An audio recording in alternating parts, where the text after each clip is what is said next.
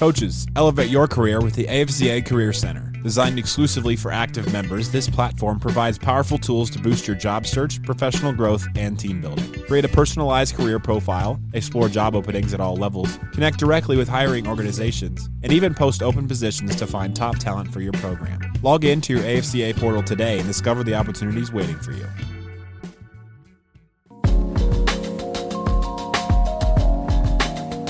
Welcome to this week's episode of Inside the Headset presented by CoachComm. This week, we sit down with Central Arkansas head coach Nathan Brown. In this conversation, Coach Brown discusses getting an early start in the profession at his alma mater, learning from great coaches around him, and becoming the head coach at UCA. But first, a word from CoachComm. Deuce left, check with me. If they're in quarters match, we're going to Pittsburgh or Ohio. They're in zero. Let's go Hippo, Seattle, wide choice. If we call the protection right, it's 6. When a play call is the difference between winning and losing, your headset choice could be your most important decision. When the call counts, CoachComm is the only choice for clear, dependable communication. Visit CoachComm.com for more info. We got it, guys. Good job. Now, let's get inside the headset with Coach Brown.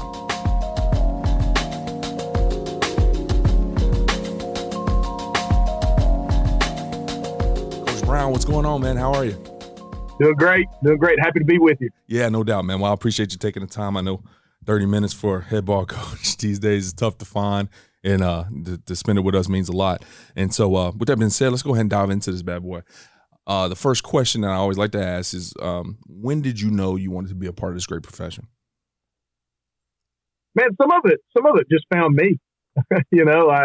God blessed me with being around sports my whole life, not just football, but growing up, I just immersed myself with, baseball, football, basketball, and was fortunate enough to play ball here at UCA during my college years, and was surrounded around great coaches. People that impacted my life other than my dad was that made the biggest impact in my life were my coaches. You can go all the way back to probably middle school, junior high, high school, including my college coaches. And so, I know the game. I knew the game. I had an opportunity post college to have a shot to play in the NFL, and it was short lived, and that was a great opportunity. But I tell people all the time, it was, I got fired twice from 2 organizations trying to make their football teams, in the Jacksonville Jaguars and the New Orleans Saints. And but I also tell people that allowed me to start my career early, and my career was going into coaching. And so, I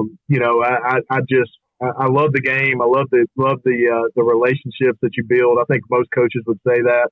I think it's more important now than maybe ever with the era of kid that we have at truly investing and loving on these young men. And so, it's not just the X's and O's and the football, which I love, but it's the everyday stuff. It's not only the good days, but the bad days. Not everybody's built for this, and you have to love it to get through it. And I know for myself, it's something I wake up every morning and look forward to going to work and doing. And being a part of these kids' lives, and then obviously getting to coach a game. I mean, I coach a game for a living. I get to coach a game. I mean, how good is that? That's right.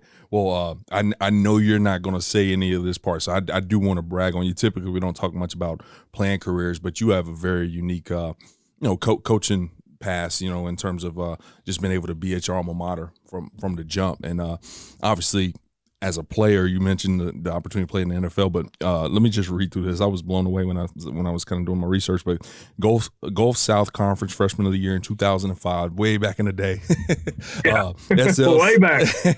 SLC Offensive Player of the Year in 2007, Player of the Year in 2008, holds the record for TD passes in a game with 7, most yards in total offense in a game, 490 yards, passing, leading passer in 2009 Senior Bowl, Shrine Bowl. Free agent contracts with the Jags and Saints, as you mentioned, 3-time All-American, threw for over 10,500 yards, over 100 touchdowns, 30-10 as a starting quarterback, 2016 UCA Hall of Fame inductee. I mean, that's That's about as good as it gets, man. And you know, obviously, when you go and put that stat line together, you do get the opportunity you mentioned to go and at least to see if you can land yourself on an NFL roster, and kind of going back and wanting to get into this profession. As you know, I've seen it firsthand as a former player and as a coach for, you know, over a decade myself, where, you know, those guys after the season, they got a chance to go make it to the next level, man. They're flying to not Arkansas, I guess, but they're, you know, flying to Arizona and the facilities in Dallas to go train. They kind of not necessarily disconnect, but they disconnect with the program just a little bit and go, you know, really go try to hit that hard. At what point in time did you have that conversation with the coach to say, hey, I'm done, really looking for an opportunity? Or like, when did that happen? Did it happen as you were playing? But how did you plant the seed that were interested in joining the staff? Yeah, well, let me rewind. You talking about those stats? Like I joke too, like that 10,500 passing yards. It would have been a lot more if we had RPOs back in those days. Oh yeah, I'd have been throwing the mess out of that RPO. You know what I'm saying? Like I'd have been aggressive on that. But no, it was.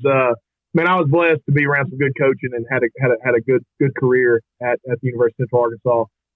Man, I knew going into my senior year that just because of the success we had, obviously wasn't just because of me. We had great players, great receivers, good offensive line, good defenses to give us the ball back.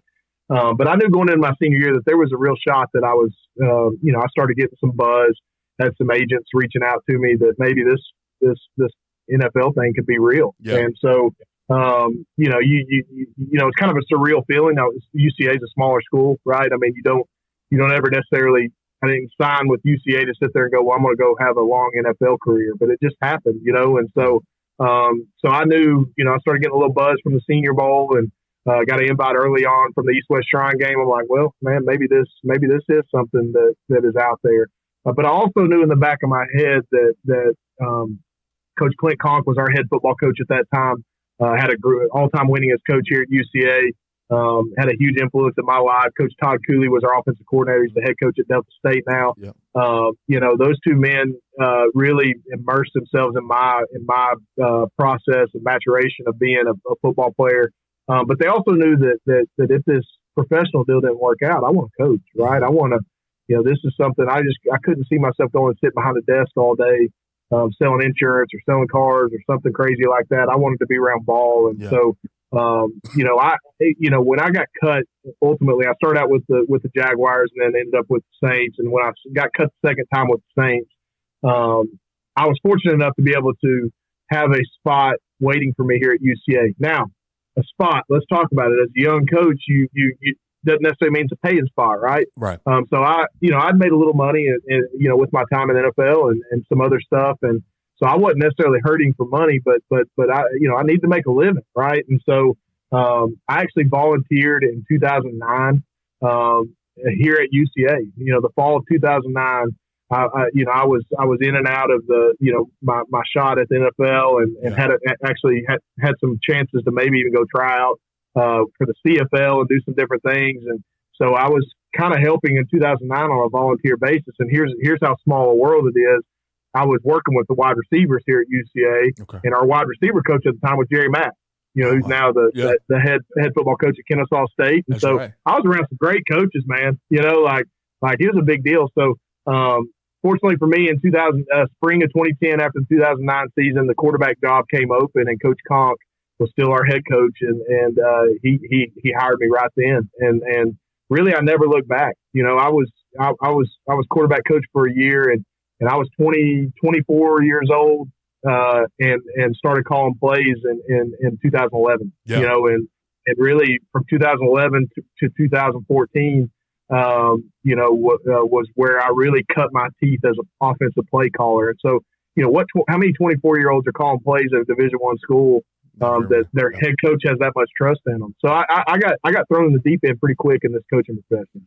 Well, you know what's interesting, man, is this podcast has been running for about 8 years now. We've had the opportunity to talk with a lot of coaches, and one of the things that we typically all joke about is that transition initially from player to coach, and how overwhelming it can be in regards to dang, I didn't realize we stayed up here till, midnight sometimes. Or, You're right. I didn't realize we got up at 5 a.m. And I always felt like quarterbacks approach that stuff a little bit differently. You guys always watch a little bit more film than everybody else. I obviously had a better understanding both offensively and defensively what kind of everybody does.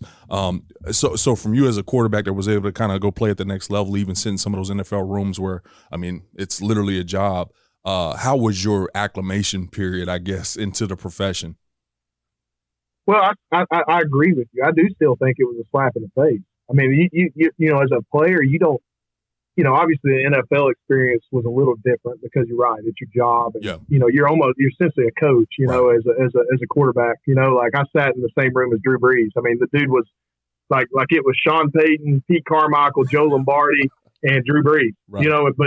But you know who was talking? Drew Brees. Oh, yeah. You just watched him run the show. I mean, he was in the prime of his career at that point. They won a Super Bowl in 2009-2010 season. So you had an idea, but it still was a slap in the face. I mean, the grind it takes to be a high quality college football coach, it takes time. Yeah. And so, I joke with our players now currently. I'm like, you guys have zero clue how much time is spent on this game plan. So don't mess up this game plan, right? Like a lot of time away from my kids, from my wife, my assistant coach is spending tons of time up here at the office. And man, it's just, if you want to be great, you got to put time and effort and energy into it. And that's part of it. Now, I'm a big family guy. I want my family and our coaches' families around and our kids around. And, we're going to put the pencil down and put the film clicker down and go be a part of our families a good bit. That's just the way I tick, the way I am. But it still takes a lot of time and effort to put together a good plan in place and really develop a culture in your program. And so, yeah, you're right. The transition is different. And I tell young coaches that all the time.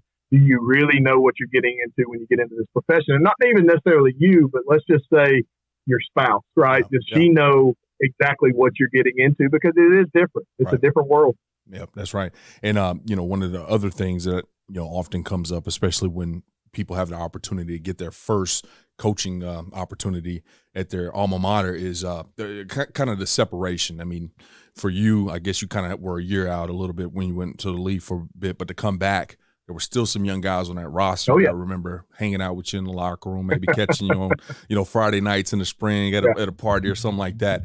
So how, as a young coach who has a lot of responsibility and been in charge of the quarterback's room, and even maybe probably having some previous relationships with players in that same room, how do you separate yourself? Let them know, hey, this is not Nate Brown. This is Coach Brown, and we have to have this good relationship, understanding, and balance.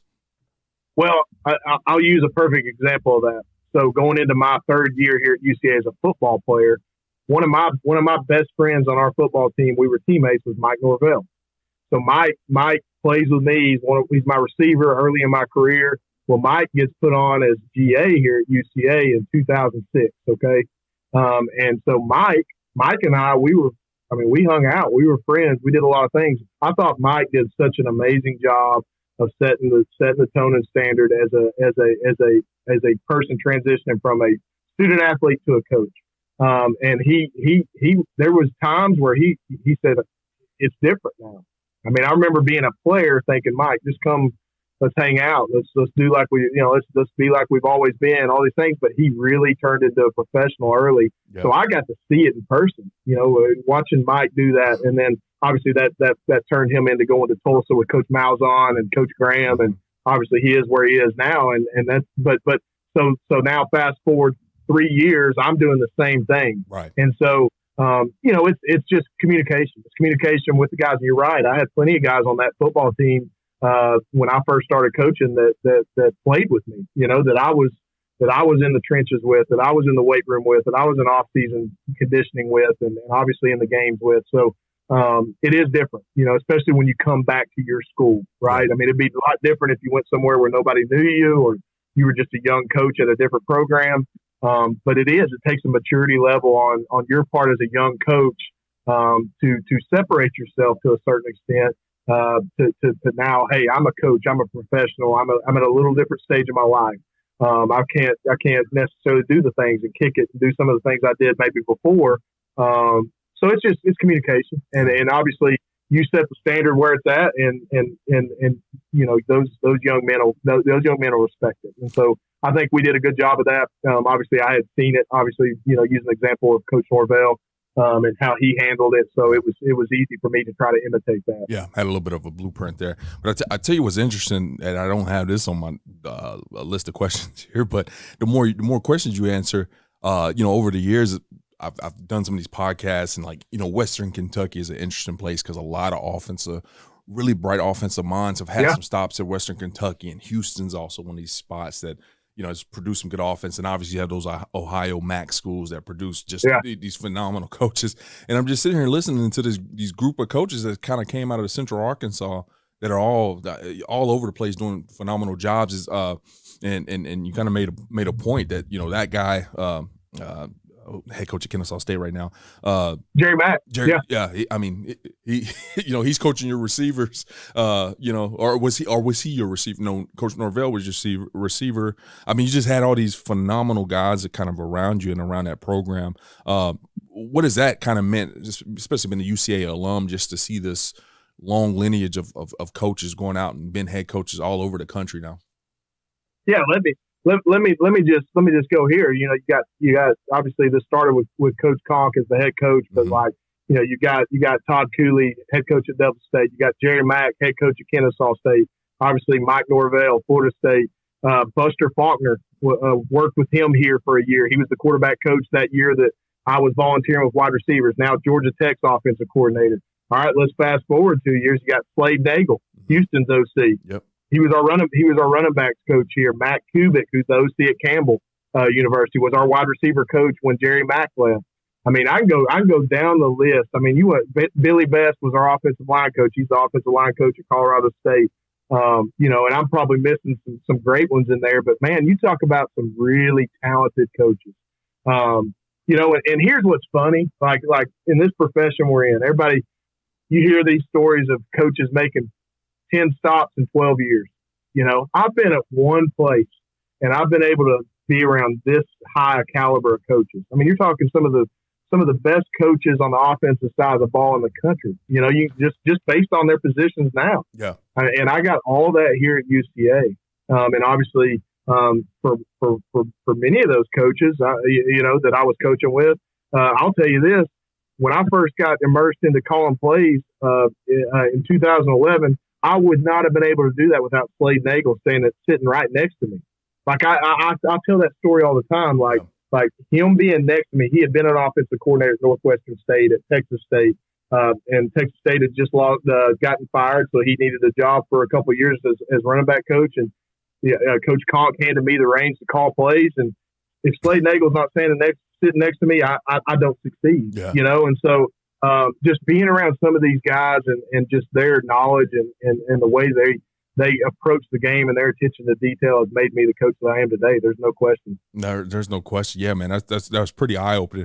Now I have a little bit of a bone to pick with you, Coach, because I sat in the interview with you for running backs coach. I could have been a head coach if you just would have hired me. No, but you're in a lot better spot now, man. I'm just telling you, you're in a lot better spot. But for listeners, I had the opportunity to really just sit in front of this coach I guess it was about a decade ago, just a young, bright offensive mind, had an open running back position and just got to sit in a room with you and Coach Campbell, and you guys picked my brain. I picked you guys' brain, and we both kind of knew that you probably had somebody else in mind, but to even give me that opportunity was super cool. But to now sit here listening to that lineage and where these guys have went, that would have been pretty awesome to be part of that tree, man. But kind of getting back to it, you go through as a quarterbacks coach, and you have this quick rise to being an OC. What did Coach see in you to allow for a 24-year-old guy to take the reins of an offense? Well, I think some of it's just feel for the game, but I think more so than anything, it was the little things like maturity. I tell people this all the time. Like I'm in this stage of life where I'm 38 years old, and I'm in this position where I'm hiring coaches that are 24, 26, 27. I'm quickly realizing I'm now a middle-aged coach. I know you get to that close to 40-year-old range, and you're like, man, I know this is a really young man's game, and like it's kind of humbling to think like, man, I'm getting to that middle-aged coach. A decade ago, I was like, man, I'm one of those young coaches, that setting the trend and all this good stuff. But man, I think I've always had an old soul, even as a young coach, even as a player. I think I was raised really, really, really right by my parents. I always had to work for what I got. I wasn't, we were just a solid middle class family. I mean, I had chores growing up. I had, I wasn't going to get anything I wanted. I mean, I had to have jobs. All these things, and I was really constantly, my dad's favorite word growing up was humility. And I think as a young coach that's getting handed the reins to call offense and really run the show, humility is important, because look, you got to humble yourself. One, to know you don't know everything. I mean, use the coaches and the resources you have. Be humble enough to know that maybe you're not as talented at this spot. You got to use the talents that you recruited towards. But I've always just tried to have a mature mindset, and I think Coach Conk saw that in me. I think Coach Campbell, when Coach Conk went to Stephen F. Austin and I stayed on with Coach Campbell as offensive coordinator here at UCA, I think he obviously saw that in me early as well. And talked about two great head coaches to learn from, highly, highly, highly successful coaches, really at all levels. So just the opportunity, and then here's the kicker. I was ready for that opportunity. I wasn't, for lack of a better term, sitting there with my pants down. I was ready to go, even at 24 years old. Yeah. Given that opportunity, I was ready to maximize it and make the most of it, and that really never turned back. And so, I'm not saying that, I'm not patting myself on the back or saying this is some unreal success story. I'm not sitting here as the head coach at Alabama. I'm still at UCA, but I love where I'm at. Yeah. We have a ton of success, and we built a great culture here. In this crazy environment world we're in football right now. But man, it's just about staying humble and really being ready when your moment and your time is called. Well, you clearly made it very clear that it was earned, not given by any means. But I want to ask, for a young coach sitting here on listening to this podcast, saying, "Dang, man, he was a career." Just a one-of-a-kind type of passer, had the opportunity to go to the league, got a quick start as a quarterback coach, OC at 24. Man, it looked not easy, but, it looked like just a great situation. What were some of the difficulties or challenges that you faced, as a young OC? Maybe, some of the stuff you hadn't had to experience yet, or even been responsible for older guys, as an offensive coordinator, trying to lead older men that, I don't know if you ever had anybody that, may have thought they should have been in your seat or something like that. But what were some of the challenges that you dealt with? Well, I think one, you surround yourself with people that want your best interest at heart too, and that's easier said than done. Amen. But one of my two of my coaching mentors are actually on my staff now, was Ken Collins and Brooks Hollingsworth. Coach Collins at the time was the head coach at Abilene Christian. Coach Hollingsworth, he's been the head coach at Arkansas Tech University. He's been at UCA for 25 plus years. But man, just watching the way they carried themselves every single day, man. So it's about the people you surround yourself with. I think some of the challenges, though, for a young coach that maybe gets handed a lot of responsibility at an early age, again, goes back to that humility term, is knowing you don't know everything. Yeah. It's okay to not know something or learn, right? Like you may be set on your philosophy or your scheme or you got to have all that. Like you got to have the pillars of your offense or the pillars of your program. But man, those pillars can change. Yep. Like you have to constantly be growing.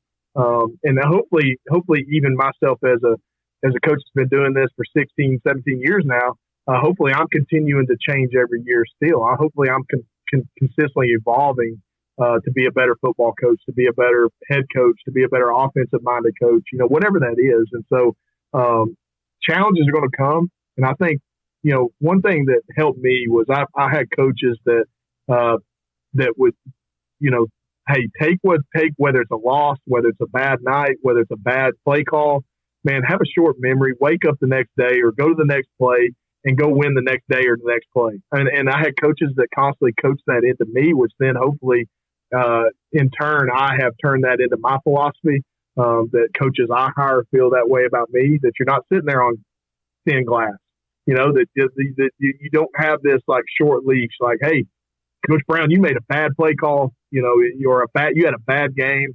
Your quarterback's had a bad game, man. You just ain't getting it done. No, that's not the way. We know how hard we work. We know that what we're trying to do is sound. We know what we're trying to do is to win the game. But let's come together. Let's make adjustments and let's get better from it. So I think as a young coach, you don't know it all, and I still as a 38-year-old coach, I don't even near know it all. Yeah. But you have to humble yourself to constantly grow and use the resources and the coaches that are around you, even the ones that have experience. I always joke, like, I like having a few guys with gray hair on my staff because they've experienced it, man. They've seen the ups and the downs, man. None of us go undefeated our whole career. Most of us don't go undefeated in a full season. That's right. You want to have people that have taken some black eyes and some lumps along the way that can help you get through that as well. Absolutely. And something that's pretty cool as you were kind of talking there, it was kind of bringing back some memories of that interview I kind of was joking about earlier. And I remember getting done with that interview and somebody asked how it went. I was like, man, it was one of the coolest things. We were exchanging ideas. We were actually gotten talking ball a little bit. And I just remember we were doing something pretty cool at the place I had just got fired from.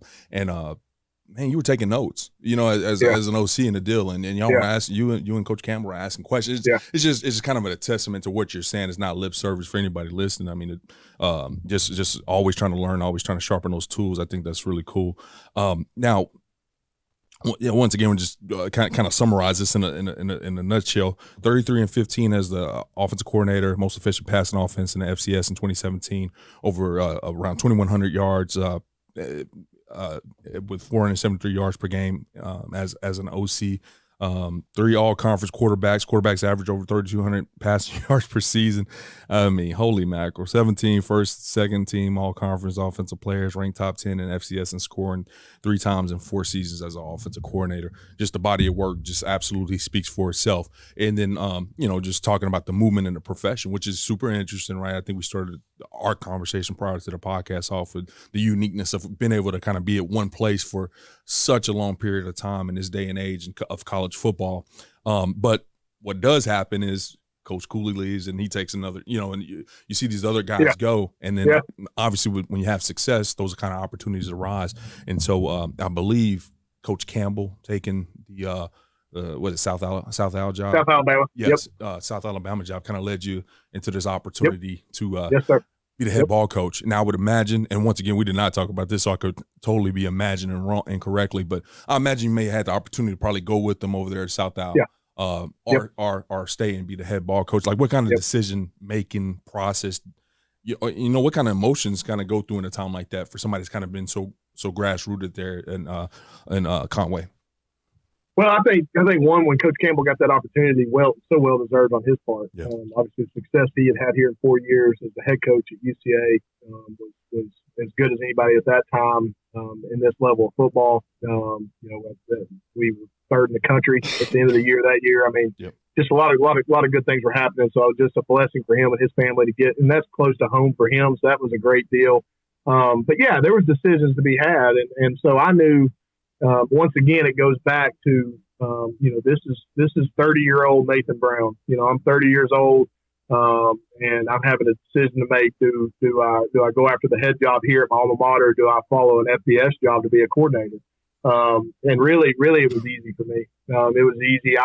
It goes back to me talking about being ready when your number's called or your time's called as a young offensive coordinator, a young play caller. I was ready. Look, Dr. Brad Teague was our athletic director.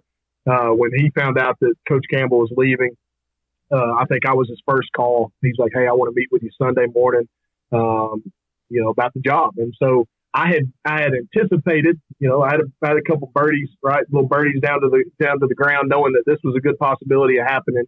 And so I was prepared. And so knowing when you never know when your time's coming, you better be prepared. Yeah. And so I did not take it lightly.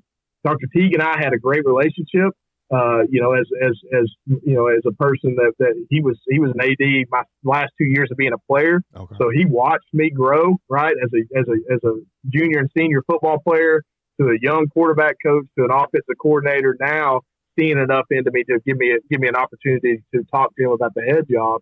But I didn't take it lightly. Even knowing in my relationship with Dr. Teague, I went in there with a suit on. I had my philosophy manual ready to go. I was ready to answer any question he wanted about the projections and the trajectory of our program, how I can improve it, how maybe things I would change, things I would keep the same. And look, I was excited about the opportunity. And again, it's rare for me to be at one place for my whole career at 38, about to be 39 years old, is stupid rare. And, you know, a lot of people, I get a lot of calls and a lot of people come to me like, but why are you still there? Like, you're this young coach that had a lot of success, even as a head coach. I'm 38 years old and I've been a head coach for 7 years at the Division I level. Like, most people can't say that. Right. Why are you still there? And I'm like, man, it's more than just ball to me. Yeah. Man, I get a chance to be at my school. I get a chance to be in my community where I met my wife. We've been married almost 16 years. We're raising 2 beautiful children, Riley and Luke. I get a chance to steward the program that gave me so much, right? This gave me the opportunity to be a player. This gave me an opportunity to go to professional football. This gave me an opportunity to meet my wife. You know, all these things. I'm like, I get a chance to run this program, and it's about the people you're around too. You know, we've got a great administration. President Houston Davis, Dr. Brad Teague since retired. Matt Whiting is now our director of athletics. It's just, and the community is just so welcoming, and it takes you about an hour to be in Conway or UCA to fall in love with it. Obviously, there's probably more money jobs out there. There's probably maybe more flash and dash, all these things. Mm-hmm. But man, I'm in a good spot. Yep. I'm in a good spot with good people. That's and huge. You know, why mess up a good thing? You know, why mess up a good thing and keep loving where you're at? And that's what I've done. Yeah. Well, Coach, as we kind of come to a close here, I'm going to ask you a little bit about the Regional Coach of the Year here in a second. But I do want to at least leave one last little nugget. You mentioned Dr. Teague and him being an AD when you were a player, and the relationship that whatever that relationship kind of entailed, yeah. it pre-existed, right? Yeah. I've been on staffs before where, heck, I didn't even know the AD's name, and shame on me in hindsight as I sat on this podcast and see guys, make it an intention to go and meet those guys. What did you do to kind of make sure that he knew who you were, make sure that you were on that you were on his radar if this opportunity ever came up? Like, how do you maintain that relationship with the athletic director, as an assistant? Well, I think if you rewind from a 30-year-old Nathan Brown to a 27-year-old Nathan Brown, when Clint Conk left to go to Stephen F. Austin, he left UCA to go be the head coach of Stephen F. Austin. I had a chance to go with him at that point. Oh, okay. So I went over to the athletic director's office and I told Dr. Teague, I said, look, I've got this opportunity to go be offensive coordinator at Stephen F. Austin. I'm 27 years old. I'll make, financially it was going to be a little better for me, better opportunity. But I told Dr. Teague, I said, I want to be the head coach here one day. I told him that. Like, at 27 years old, this dude right here said, hey, man, I want to be the head coach here. Yeah. Is me leaving and going to SFA going to give me a better opportunity to get that job, or, whoever you bring? I know I'm not going to be the head coach here at 27 years old. I get that. Yeah. But if I can be on this staff, is that for the next round of being an opportunity to be a head coach, will I have that opportunity? He said, I think you'll be fine right here. We want to keep you. And so I'm going to bring in a great coach. I'm going to bring in someone that you can learn a different philosophy from. And ultimately, it was a tough decision on myself and my wife's, our part as far as staying here and not going. Yeah. It was trusting the process. But Dr. Teague knew at that point, was 4 years prior to me actually getting the job, that I wanted the head coaching job at some point. Yeah. And fortunately for me, he was AD still, right? And obviously has made a great career here, and I eventually retired here a year ago. Okay. So he had a long-standing career here as AD and did a great job. Took us from the Division II to Division I transition. Man, so just so blessed for him, and all of our leadership that has believed in me along the way. Amen, Coach. Well, obviously, we're wishing you nothing but the best. Before I let you go, this past season, you were voted as the FCS Region 3 AFCA Regional Coach of the Year. Once again, with that kind of award and that kind of honor being tied into your peers, not just the local Conway columnists, right? You're voting you this. This is people that know ball, people that know what the profession is all about. Rallying up and picking you to represent the Region 3. What does that mean to you? Well, again, it's humbling. It's a great honor. It's not a Coach Brown honor by any means. I mean, any success we've had here at Central Arkansas, I'm a small piece of it, and I'll be the first to say that.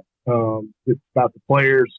It's about the people that you surround yourself as far as coaching staff goes, that want to echo your philosophy and your culture as head coach, and then it trickles down hopefully to your players and everybody that's part of the organization. So, man, anything that's peer voted on is means a little more, I think, for sure. Just because they're in the profession and they understand the day-to-day grind of what we go through. I think I've had the opportunity to be, in the finalists for some of this stuff before, but to actually earn the awards, obviously a great honor, and not something you coach for necessarily. Right. I'll trade any coaching honors for wins any day of the week. I promise you that. Or conference championships or whatever that looks like. Right. But man, what an honor and a blessing, and obviously, through the AFCA and what you guys do. The fact that you guys are bringing together these amazing people that are coaches, because this is a crazy world we're in, and I think some of the best human beings in the world are coaches because of what they go through on a day-to-day basis. Man, I tell people that all the time. Like, I worry about someone else's kid more than I worry about my own kid most nights, and that my own kids most nights. That sums up coaching in a nutshell. And so, what you guys do at AFCA and the promotion y'all do of the profession and the sport is massive. So to be honored in some of the names that are other region coach of the years and national coach of the years and all that, I mean, man, I don't deserve that. I don't at all. But it's obviously a blessing and an honor. Well, Coach, we appreciate you, man. We appreciate what you do for those 110 or so young men on that roster every single year for the last 7 years, and even prior to that, man. So keep fighting a good fight. I'll definitely be cheering you guys on, and look forward to hopefully running into you in Charlotte here next year, okay? Heck yeah, man. Thank y'all for having me. All right. Have a good one, Coach. CoachComm has been delivering tough headsets for tough teams for more than 31 years. It's why 97% of FBS teams and thousands of high schools across the country rely on CoachComm. Get the best for your team. Visit CoachComm.com for more info.